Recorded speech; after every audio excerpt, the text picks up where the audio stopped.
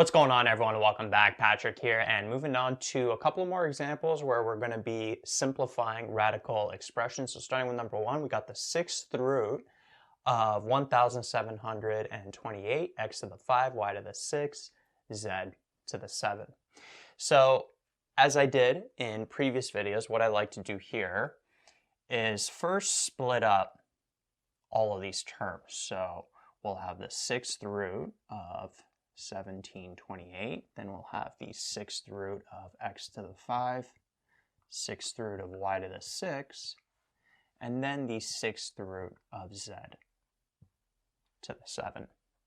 And then we can work with each of those individually. So the sixth root of 1728, how do we simplify this? Well, we want to see if 1,728 divides by a number that you can take the sixth root of smoothly. And so what are some numbers? 2 to the power 6 would be 64, right? The sixth root of 64 is 2. And notice that you can take 1728 and divide it by 64. It would give you 27. And so what we can do is we can rewrite this as the sixth root of 64 times the sixth root of 27. 64 times 27 gives you 1,728. Now this here simplifies to 2, and then we have the sixth root of 27, and actually the sixth root of 27 simplifies as well.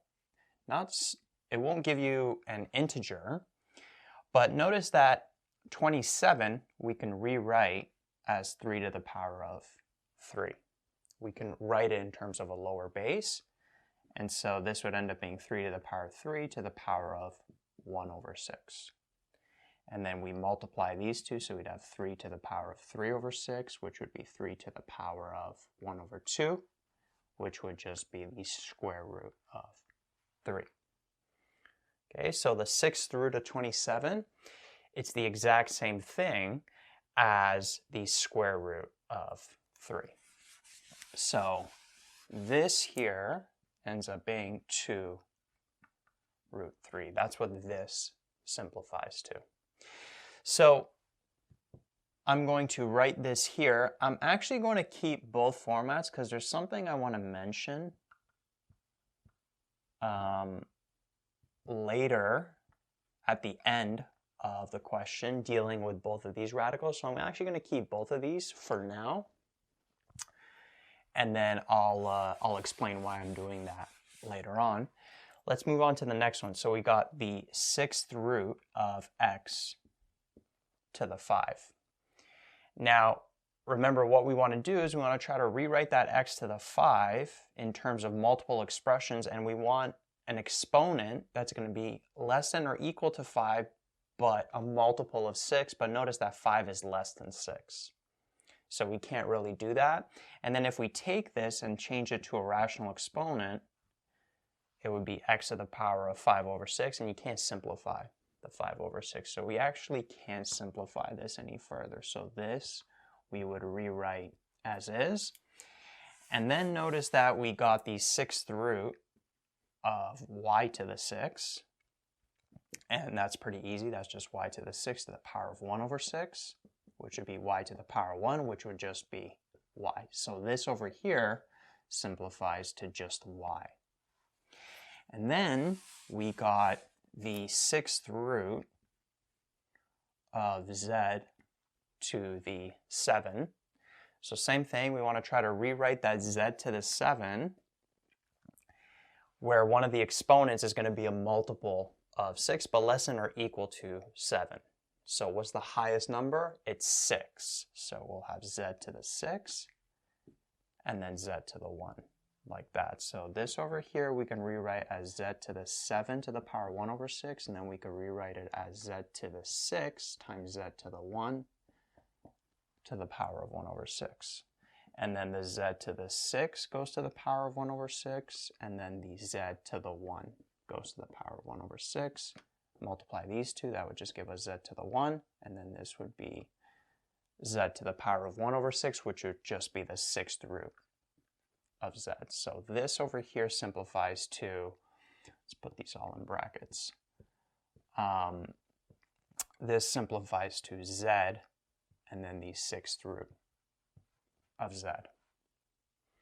Right, so we simplified all of them, and now what we want to do is we want to combine them into one solution.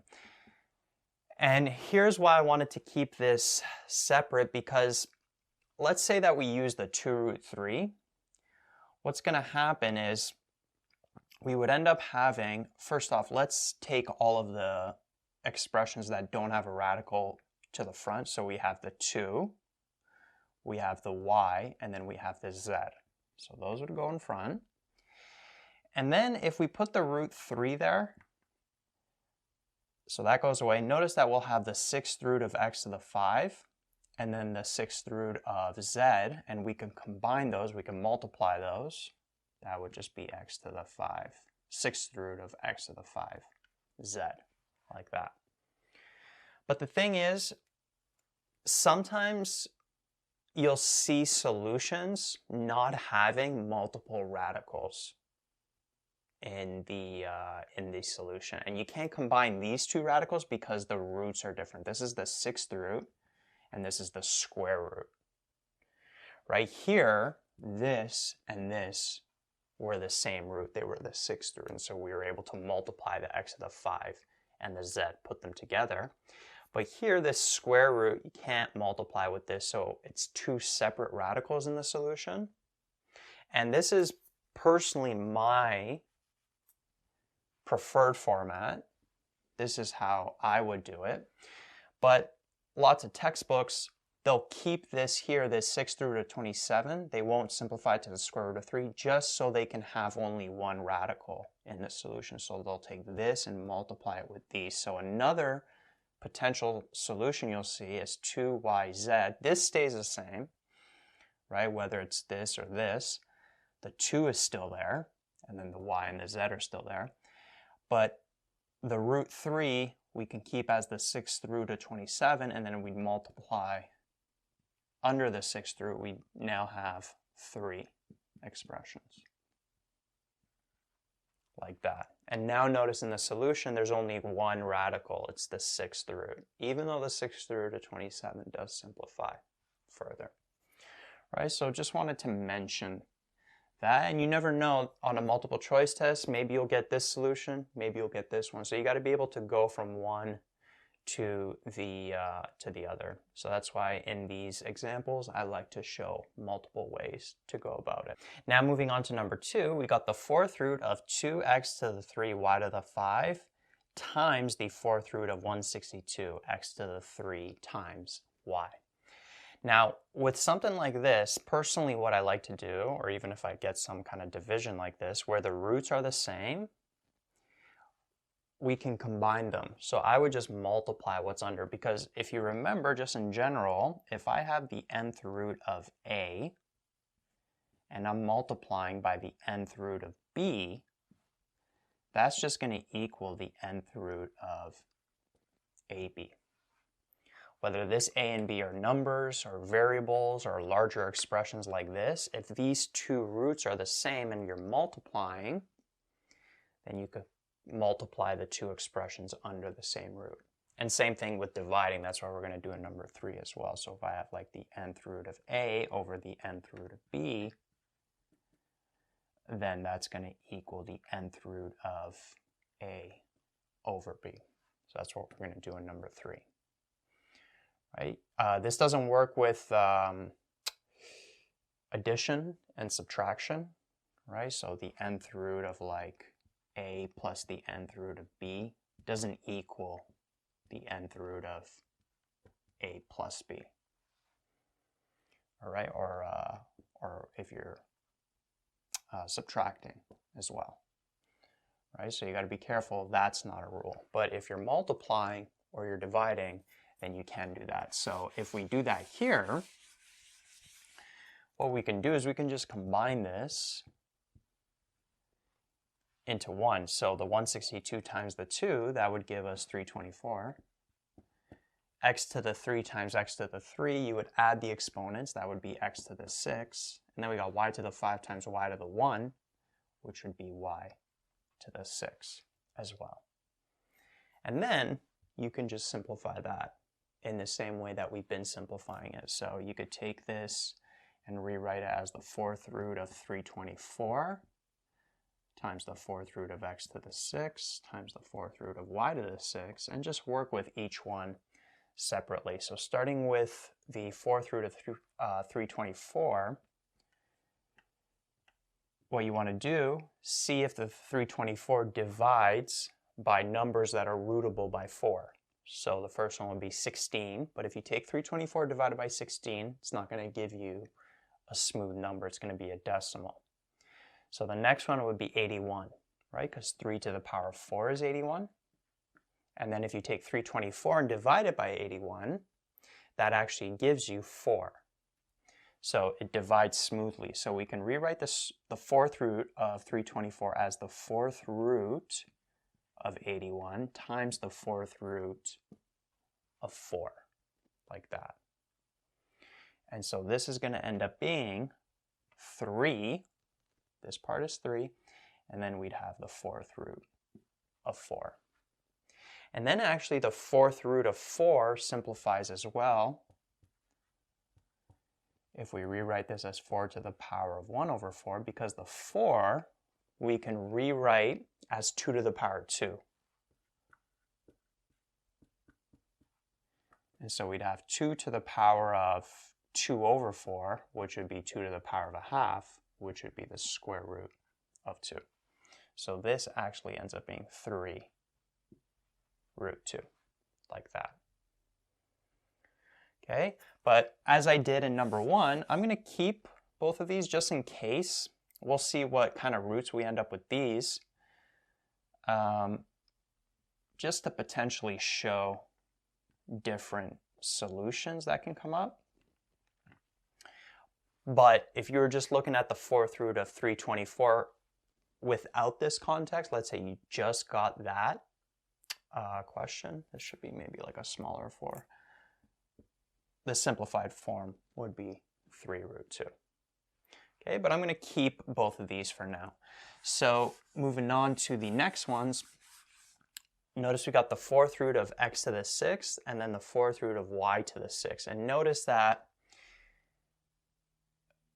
for both of these, we can rewrite these. You want to think of a number that is less than or equal to 6, but a multiple of 4. What's the highest number? Well, what are the multiples of 4? 4, 8, 12. It's going to be 4. So we could take this.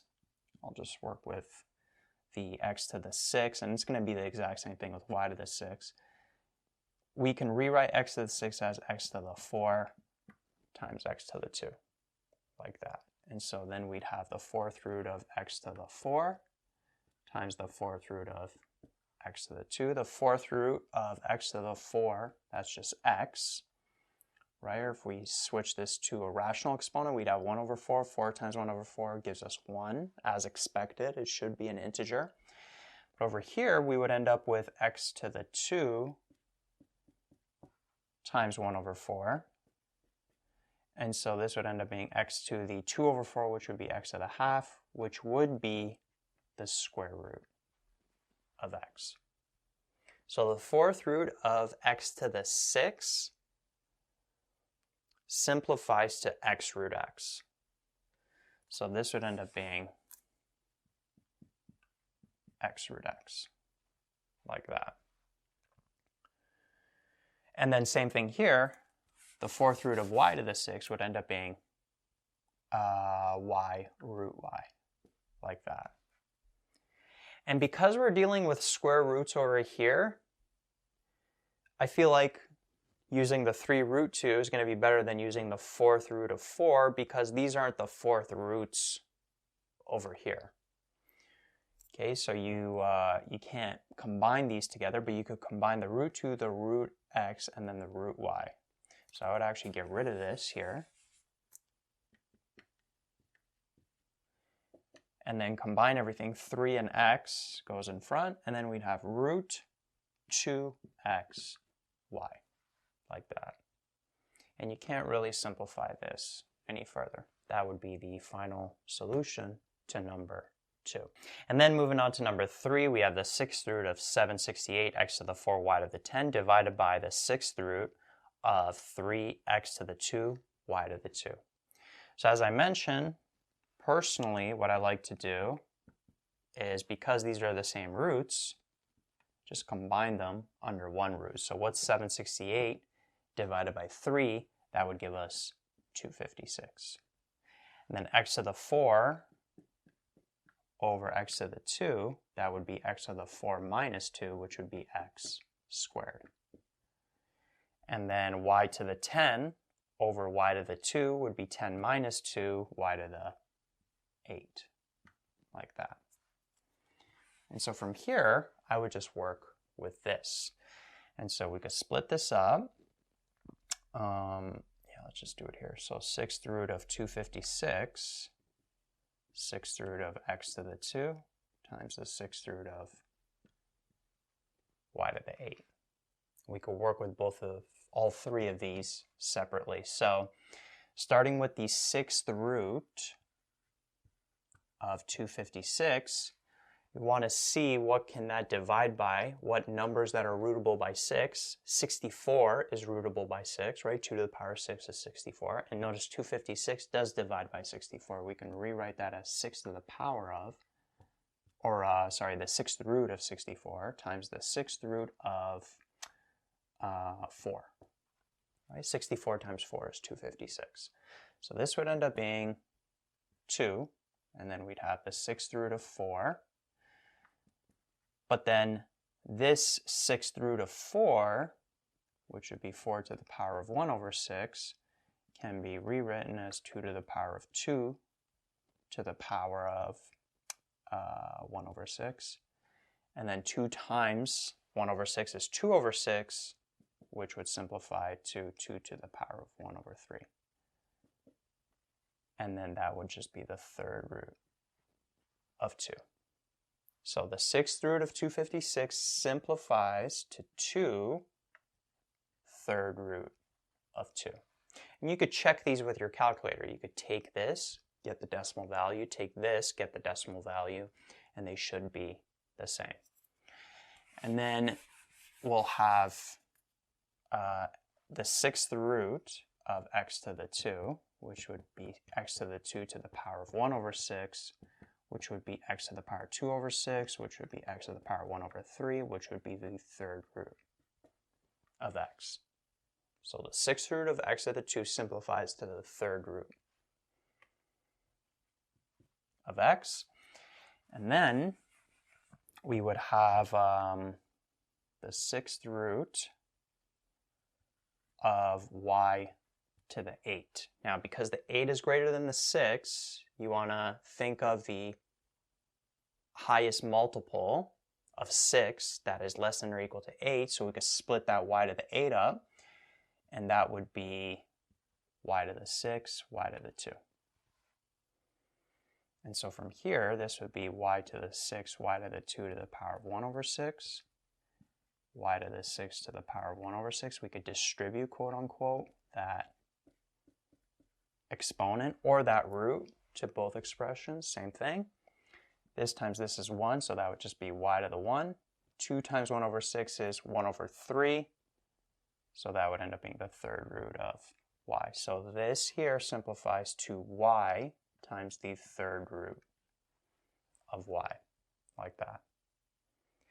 And now you want to combine all these, and notice it's going to be nice and smooth to combine because we have these 3rd roots here. The 2 and the y don't have any radicals on them, so we could put those in front. Then we'd have the 3rd root of 2 times x times y, like that. And that would be the final answer for number